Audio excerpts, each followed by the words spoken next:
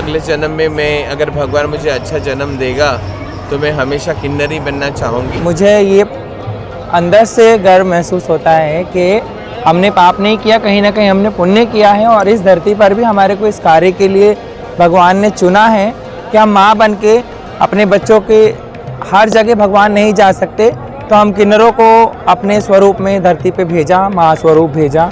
हमारे रामायण में 26वार वर्णन है, हमारे महाभारत में वर्णन है, हमारे शिव पुराण में जो उत्पत्ति शिव पुराण में दिखाया है, तो सबसे पहले अर्धनारीश्वर की उत्पत्ति दिखाया है शिव पुराण में।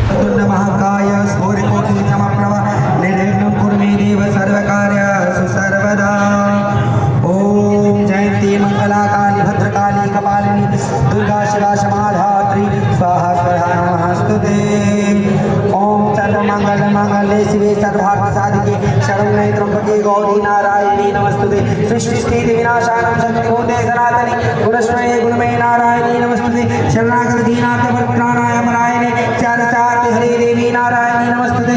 हमसे कोई मानस्ते ब्रह्मांड रूप धारिणी कौशम लक्षणिके देवी नारायणी नमस्तुते। ओम वंदे देव उमापतिं सुरगुरुं वंदे जगत्कारणं वंदे पन्नगभीषणं मृगधरं वंदे पशूनां पतिं वंदे सूर्यशशाङ्कवह्निनयनं वंदे मुकुन्दप्रियं वंदे भक्तजनाश्रय चमरधाम वंदे शिवं शङ्करं नमः पार्वतीपते हर हर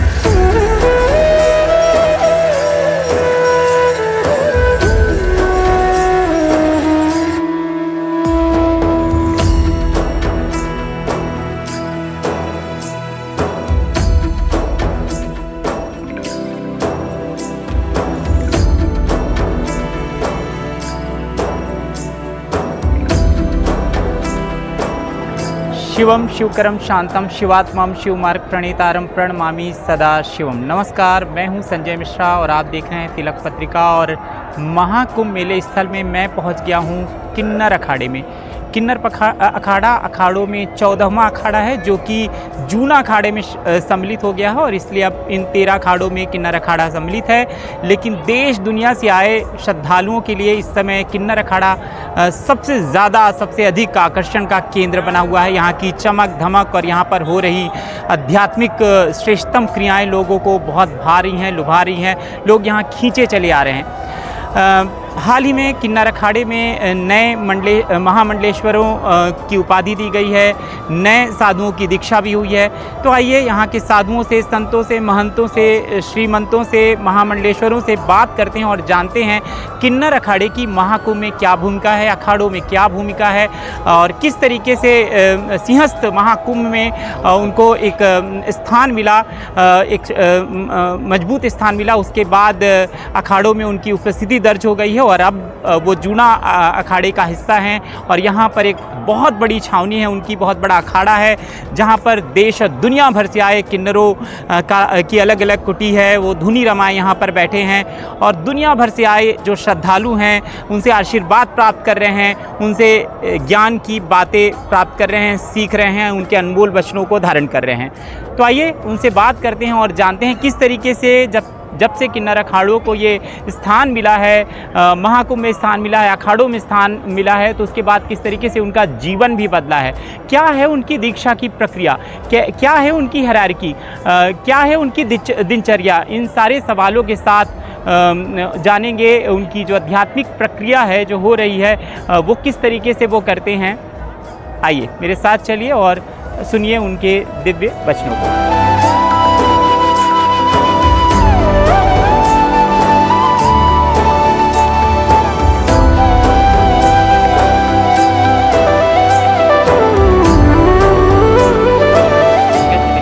आपको भी बहुत बहुत स्वागत है प्रयागराज कुंभ में। सुंदर, अद्भुत आपका स्वरूप है। खूब श्रृंगार किया है, मतलब रज रज के, चाहे त्रिपुंड हो, चाहे गले में आपकी मालाएं हों, मैं देख रहा हूँ सुंदर कपड़े। सबसे पहले अपने श्रृंगार का आप बखान करें। देखिए, जैसे हम अपने आराध्य के श्रृंगार करते हैं वैसे अपना श्रृंगार करते हैं। हम जितना खुद को सुंदर बनाएंगे उतना अपने आराध्य को सुंदर बनाएंगे। जितना हम अपने आराध्य के श्रृंगार में समय लगाएंगे उससे थोड़ा कम हम अपने में लगाएंगे, लेकिन श्रृंगार तो हम भी करेंगे, क्योंकि हम मानते हैं कि हमारे आराध्य जितना सुंदर वो खुद को रखना चाहते हैं उतना सुंदर वो हमें भी रखना चाहते हैं। तो हम अपना आराध्य का भी श्रृंगार करते हैं। देख ही सकते हैं यहाँ पे हमारे माता रानी है, हमारे मुर्गा माता, बहुचरा माता कितना सुंदर 16 श्रृंगार में विराज रही है, और मैं भी अपना 16 श्रृंगार में विराज रही हूँ। आप हैं कहाँ से महाराज? मैं हूँ कलकत्ता से, लेकिन अभी 9 वर्षों से मैं प्रयागराज में रह रही हूँ। अच्छा, तो कलकत्ता के लोग तो खूब साधना करते हैं और देवी की साधना तो खूब करते हैं। आपका हाँ। स्वरूप भी ऐसी है कि जैसे तांत्रिक साधनाएं करती हो आप, इस तरह की बहुत गूढ़ और आध्यात्मिक क्रियाओं में जो श्रेष्ठतम क्रियाएं होती हैं वो बंगाल के लोग करते हैं। एकदम एकदम ज़रूर। तो क्या क्या आप यहाँ पे करती हैं? यहाँ पे जैसे हमारे आप पीछे देख सकते हैं, हमारे आचार्य महामंडलेश्वर जी के सानिध्य में और अघोर गुरु मणिकंदन जी के सानिध्य में यहाँ पे अघोर काली पूजा हो रही है। और यहाँ पे हमारे कामाख्या पीठ से गायत्रीनंद गिरि जी के सानिध्य में यहाँ पे योनि पूजन, योनि पीठ के हवन आदि यज्ञ चल रहे हैं। ठीक है, वहाँ पे आप देख सकते हैं अर्धनारीश्वर यज्ञों की आयोजन की गई है। ऐसे कई तरीक़ों की यज्ञ पूजन, और जैसे देख सकते हैं साक्षात माँ आद्य भवानी विराजित है प्रयागराज की बहुचरा पीठ में। तो ये सारे पूजन आदि हम लोग करते हैं और अपने धर्म ध्वजा के नीचे रह के सनातन की धर्म ध्वजा को आगे बढ़ाने की कोशिश कर रहे हैं। कुंभ में एक मजबूत स्थान, सम्मानजनक स्थान मिलने के बाद किन्नरों की दुनिया, उनका जीवन सब बदल गया है। कैसे बदला है ये जीवन? देखिए, एक इंसान का जो ताकत होता है उससे कई गुना होता है 100 इंसान की ताकत। तो हम समाज में एक साइड में हम एक थे, समाज 100 मिल के एक थे। आज समाज ने उस 100 में हमको भी अपना लिया, तो समाज के 100 ताकतों के साथ हमारा भी ताकत बढ़ चुका है। हमारे लिए और अपॉर्चुनिटीज़ आना शुरू हो गया है। हमारे लिए भी लोग अभी सोचने लगे, जहां आज से 10 साल पहले भी, आज से 5 साल पहले भी लोग सोचते थे अरे किन्नर है, उनके पास जाएंगे क्या बोलेंगे क्या नहीं बोलेंगे। आज लोग अपने मन की दुख, अपने मन की भावना कहने के लिए सबसे पहले किन्नरों के पास आ रहे। आपको पता ही होगा, इतना बड़ा महाकुंभ के मेला है, ना जाने कहाँ कहाँ से साधु संत आ रहे, लेकिन किन्नर अखाड़ा का चर्चा हर एक इंसान के मुंह में है। तो यही बताती है कि किन्नरों का क्या स्थान है। क्या लगता है, क्या चीज़ें हैं किन्नर अखाड़े की, क्या क्या चीज़ें हैं जो श्रद्धालुओं को दुनिया भर से खींच रही हैं? मतलब लोग कहीं भी जाएं, लेकिन यहाँ पर दर्शन करने ज़रूर आते हैं। देखिए, सबसे पहली बात तो है किन्नरों के प्रति आकर्षण की, कि किन्नर इतना दिन छुपे हुए थे, सुप्त अवस्था में थे समाज में, आज वो खुल के आगे आए हैं। तो लोग जनमानस जानना चाहते हैं कि है क्या इनका जीवनचर्या, है क्या इनका दिनचर्या, कैसे ये साधना करते हैं, कैसे पूजा पाठ करते हैं, सनातन से इनका संपर्क भी क्या है, इनको मंगलामुखी कहा जाता है, क्यों कहा जाता है? इन सब मंगलामुखी इसलिए कहा जाता है हम लोगों को, क्योंकि किसी भी मंगल कार्य में किन्नर उपस्थित होते हैं। अपने मंगल आशीर्वाद देके नए नवजात शिशु या नए जोड़े को वो लोग आशीर्वाद देते हैं, उनकी आयु की कामना करती है, उनकी सदजीवन की कामना करती है। मंगलामुखी के अलावा और क्या क्या कहा जाता है? देखिए, किन्नरों को बृहन्नला भी कहा जाता है। उसका मतलब क्या होता है? बृहन्नला अर्थात जिसका मतलब बृहन्न होके घूमना जग के अंदर, है ना, जो मतलब जैसे कोई अता पता नहीं, ठिकाना नहीं, अपने मन में अपने रम में रमा हुआ। ठीक है ना, एक हो गया। किन्नर कहते हैं, तात्विक शब्द आप जानते हैं किन्नरों की क्या है, कई ऐसे और नामों से पुकारा जाता है। और आप ये भी जानते हैं कि जैसे कि और ऐसे गलत नामों से भी पहले बुलाया जाता था। आज समाज उस सब को पीछे छोड़ के हमें इतनी ऊंची स्थान पे बैठा दिए कि आज वो नाम याद नहीं आते हमें। सुंदर। लोग आशीर्वाद पहले भी आप लोगों से लेने के लिए मतलब तरसते थे, तड़पते थे, आपको देखकर तुरंत लेते थे, आज भी आशीर्वाद देते हैं। दोनों में फर्क क्या गया है? पहले आशीर्वाद लेते थे, मन में डर रहता था उनका कि पास में जाए या नहीं, और आज आशीर्वाद लेते एकदम सीना थाक के, मौसी आशीर्वाद दो, माता जी आशीर्वाद दो, माता जी आपके साथ हम 2 मिनट बात करना चाहते। पहले आशीर्वाद लेके भाग जाते थे, और आज आके जो अपने घर में ना बता सके वो बात भी हमारे आगे शेयर करते हैं। जब पहले आप आशीर्वाद देती थी और आज देती हैं, उसमें आपके भाव कैसे बदले? कोई भाव नहीं बदला है। पहले भी मन से आशीर्वाद देती थी, आज भी मन से आशीर्वाद देती हूँ। और हमेशा एक बात कहती हूँ, खाली मेरे भारत के नहीं पूरे विश्व के जनमानस के लिए मैं ये प्रार्थना करती हूँ कि भोलेनाथ सारी आपदा से पूरे जनमानस को बचाए रखे, इनको सद्बुद्धि दे, भगवत प्राप्ति हो इनको, लोका समस्ता सुखिनो भवन्तु। सुंदर, बहुत सुंदर। देश के युवाओं को आप क्या संदेश देंगे? देश की युवाओं को हम ये बात कहेंगे कि आप लोग जो दुर्व्यसन है या जो गलत काम है उससे दूर रहे, अपने संस्कृति को जाने, अपने सनातन को जाने, अपने शास्त्रों के बारे में जाने, अच्छे कर्मों के साथ युक्त होए, सभी गुरुजनों का सम्मान करे, सबको साथ में लेके चले, क्योंकि युवा पीढ़ी देश की मेन स्पाइनल कॉर्ड होती है। तो अगर वो सही रहेंगे तो देश सही रहेगा। आगे जाके उनको ही देश चलाना है। तो आप लोग मन लगा के पढ़ो लिखो, आगे बढ़ो, तरक्की करो। आप ये बताइए, महाकुंभ में जो लोग भी आ रहे हैं, जो भी साधु संत आम जनता जो आ रही है, वो कौन से 5 चीज़ें यहाँ अवश्य करें? इतनी दूर से आ रहे हैं लोग और इतने दिन रहेंगे, कौन सी 5 चीज़ें, टॉप 5 चीज़ें? पहली बात है मानसिक और शारीरिक प्रस्तुति लेके कुंभ में आए। दूसरी बात, कुंभ में आके आने का ना जाने का ना कुंभ में रहने का किसी भी तरीके की शिकायत आप मन में ना ले। तीसरी है स्वच्छता बनाए रखे, सुंदरता बनाए रखे, भव्यता बनाए रखे। चौथी है खुद भी अच्छे रहे, दूसरों के भी अच्छा रखे। कुंभ में आके ऐसा कोई कर्म ना करे कि आपके लिए और 10 जन विपद में मतलब प्रॉब्लम हो। और चौथा है भगवान की भक्ति करे, कुंभ में स्नान करे, कुंभ में आए पुण्य की भागी बने। जब माँ गंगा की गोद में प्रवेश करते हैं हम अमृत स्नान के लिए, तो क्या विधि होनी चाहिए? सबसे पहले हमको क्या करना चाहिए, उसके बाद क्या, उसके बाद क्या, ये कितने स्टेप में पूरा होना चाहिए? सबसे पहले तो देखिए, जो साधारण जनमानस है उनके लिए मैं बहुत सहजता से एक बात बताऊं। जब पहले आप गंगा जी में स्नान करने जाते हो तो पहले शुद्धता के साथ घर में स्नान कर ले। घर में स्नान आदि करने के बाद अच्छे वस्त्र पहने, उसके बाद गंगा तट पे जाए। वहाँ पे जाके गंगा स्नान करने से पहले माता गंगा का अर्चन करे। अर्चन करने के बाद हाथ में जल लेके माता से अनुग्रह करके गंगा में प्रवेश करे। फिर बस गंगा में डुबकी लगाए, चाहे 3 बार लगाए, 5 बार लगाए, 7 बार लगाए, अपने आप अपने क्रम से लगाए। लेकिन कभी भी गंगा नहान के समय ना कोई खार पदार्थ की यूज़ करे, ना शैम्पू, ना साबुन, और ना अपना बदन मैले। कोई भी तरीके की ऐसी पदार्थ गंगा जी में ना डाले गंगा स्नान के समय, जिससे माता गंगा अपवित्र हो या गंगा माता का अपमान हो।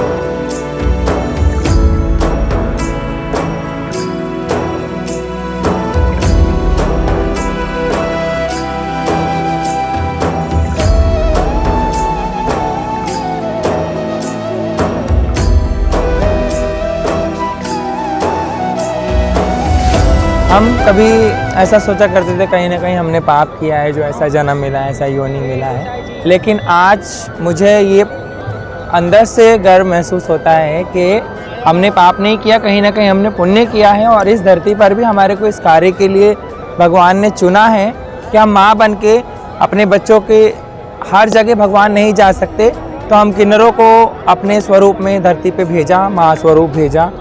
हमारी संतानें नहीं हैं, फिर भी माँ के दर्जे पे इस समाज ने हमें स्वीकारा। और हम सभी बच्चों के लिए यही कामना करते हैं कि माता रानी सदैव उनके हरियाली बनाए रखे, उनके भंडारे भरे रखे, और काया माया बनी रहे, स्वस्थ रहें, हेल्दी रहें, और मेरा पूरा भारतवर्ष और पूरा यूनिवर्स सुखमय आनंदितमय रहे। नमः पार्वती पते हर हर महादेव।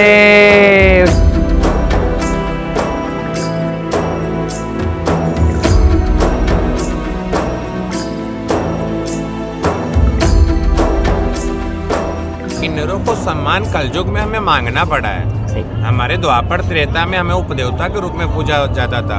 हमारे द्वापर में त्रेता में देव धनुष किन्नर नर श्रेणी सादर मजही सफल त्रिवेणी। देव धनुष किन्नर नर श्रेणी जो आज ये हमारा महाकुंभ है, इसमें शव स्नान करने आते थे। हमारे रामायण में 26वार वर्णन है, हमारे महाभारत में वर्णन है, हमारे शिव पुराण में शिव पुराण में जो उत्पत्ति शिव पुराण में दिखाया है, तो सबसे पहले अर्धनारीश्वर की उत्पत्ति दिखाया है शिव पुराण में, उसके बाद नर और नारी की उत्पत्ति दिखाया है। तो ये तो हमें कलयुग में लड़ना पड़ा है कुछ चीज़ों के लिए, कि कलयुग में तो हर इंसान को अपनी पहचान के लिए लड़ना पड़ता है। देखिए, सबसे ज़्यादा जो चमक धमक श्रृंगार है किन्नर अखाड़े में, और लोग दुनिया भर से अगर महाकुंभ मेले में आ रहे हैं तो यहाँ पर इस चमक धमक को देखने, इस अध्यात्म को, और यहाँ पे अध्यात्म के बहुत श्रेष्ठतम प्रयोग भी हो रहे हैं। यहाँ पर अघोरी काली पूजा, अघोर काली पूजा हो रही है और तमाम तरह की चीज़ें हो रही हैं। तो एक तो लोगों का जो आकर्षण है उस पर आप क्या कहेंगे? मैं तो यही बोलूँगी, जो हमारे पार्वती माता का जो श्रृंगार है, हमारे यहाँ से शिव का स्वरूप है, हमारे यहाँ से माँ पार्वती का स्वरूप, माँ पार्वती श्रृंगार में रहती थी, तो हमारा वो श्रृंगार का स्वरूप है। और हमारे यहाँ जो पूजा पाठ आप खुद ने देखा, काली पूजा है, साध्विक पूजा है, तांत्रिक पूजा है, कामाख्या योनि पूजा है, तो हमारे यहाँ सारे पूजा पाठ पर सनातन पद्धति से अच्छे से जन कल्याण, समाज कल्याण और विश्व कल्याण के लिए होते रहते हैं। अब अगला जो सबसे बड़ा इस प्रयाग महाकुंभ का अमृत स्नान है वो मौनी अमावस का है।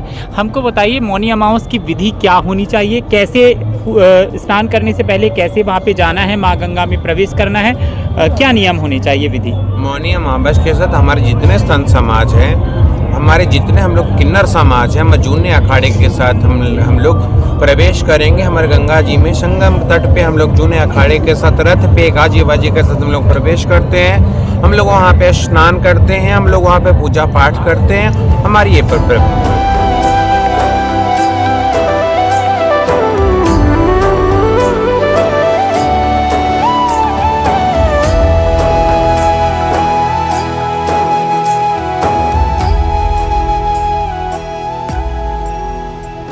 बहुत बहुत स्वागत है आपका तिलक पत्रिका में, और बहुत बहुत बधाई पद के लिए।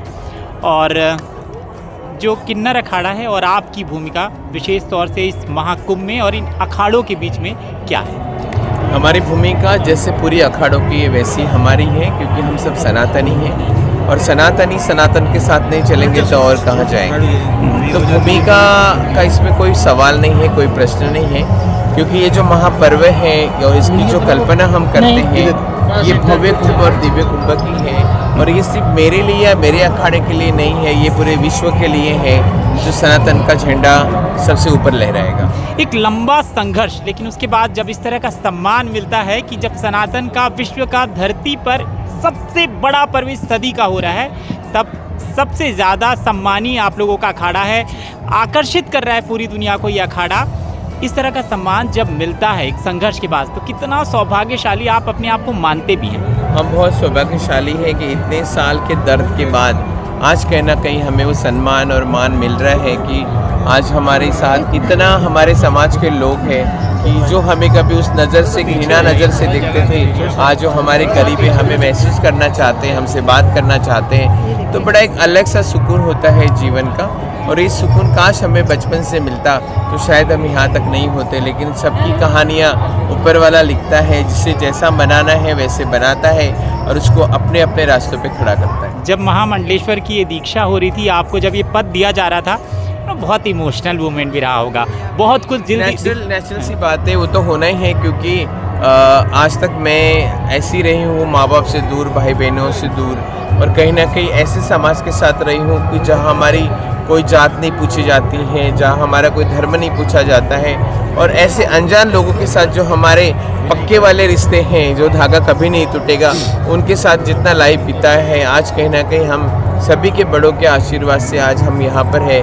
और ये बहुत भी मतलब विश्वास आज भी नहीं हो रहा है कि आज मेरे सामने इतने ज़्यादा पब्लिक है, लोग आते हैं, बच्चे आते हैं और हमारे पैर छूते हैं। आशीर्वाद पहले भी आप लोग देते थे, आज भी देते हैं, फ़र्क क्या है? फ़र्क तो वही है, कुछ भी ऐसा नहीं है। आशीर्वाद भी वही है, हाथ भी वही है, हमारे चेहरे भी वही हैं। कहीं ना कहीं कुछ कालांतर में समाज और हम ने जो दूरियां हम में रखी गई, वो आज कहीं ना कहीं मिट गई, और सब में एक सद्भावना की दौड़ और लहर चल रही है। और वही सनातन है जिसका ये इतना बड़ा उपग्रह महापर्व, जिसकी कल्पना दिव्य और भव्य से हम करते हैं। 144 साल बाद आने वाला ये जो महाकुंभ है, यही हमारी पहचान है। एक समय था जब किन्नर कहीं ना कहीं अपने जीवन को कर्स मानते थे, लगता था कितना नारकी जीवन है, और आज यहाँ इतना सौभाग्य आपको, आप क्या फील करती, क्या सोचती, क्या सौभाग्य ही था जो वो संघर्ष या कर्ज था? संघर्ष कष्ट तो अभी हम भूल चुके हैं। अगले जन्म में मैं, अगर भगवान मुझे अच्छा जन्म देगा तो मैं हमेशा किन्नरी बनना चाहूँगी। क्या बात है। और मैं बहुत खुश हूँ इस जीवन में, ये बहुत प्यारी बात है।